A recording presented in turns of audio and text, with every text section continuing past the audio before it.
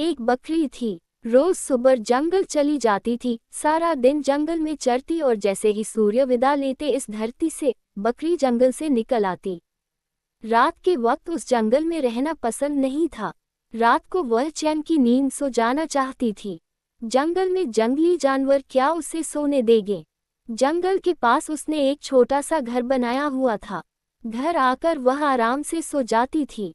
कुछ महीने बाद उसके 4 बच्चे हुए। बच्चों का नाम उसने रखा आले, बाले, छुन्नू और मुन्नू। नन्हे नन्हे बच्चे बकरी की ओर प्यार भरी निगाहों से देखते और माँ से लिपट कर सो जाते। बकरी कुछ दिनों तक जंगल नहीं गई। आसपास उसे जो पौधे दिखते, उसी से भूख मिटाकर घर चली जाती और बच्चों को प्यार करती।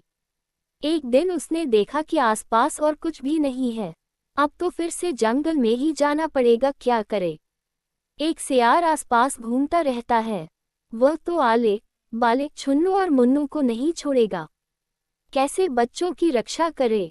बकरी बहुत चिंतित थी। बहुत सोचकर उसने एक टटिया बनाया और बच्चों से कहा, आले, बाले, छुन्नू और मुन्नू, ये टटिया न खोलना। जब मैं आऊं, आवाज दूं, तभी ये टटिया खोलना। सबने सर हिलाया और कहा, हम टटिया न खोले जब तक आप हमसे न बोले।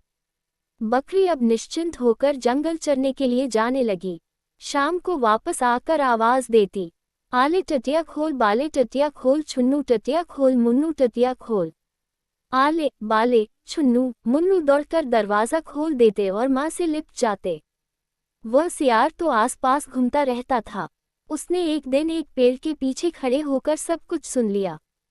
तो ये बात है, बकरी जब बुलाती तभी बच्चे टटिया खोलते। एक दिन बकरी जब जंगल चली गई, सियार ने इधर देखा और उधर देखा और फिर पहुंच गया बकरी के घर के सामने। और फिर आवाज लगाए, आले टटिया खोल, बाले टटिया खोल, छुन्नू टटिया खोल, मुन्नू टटिया खोल। आले, बाले, छुन्नू और मुन्नू ने एक दूसरे की ओर देखा।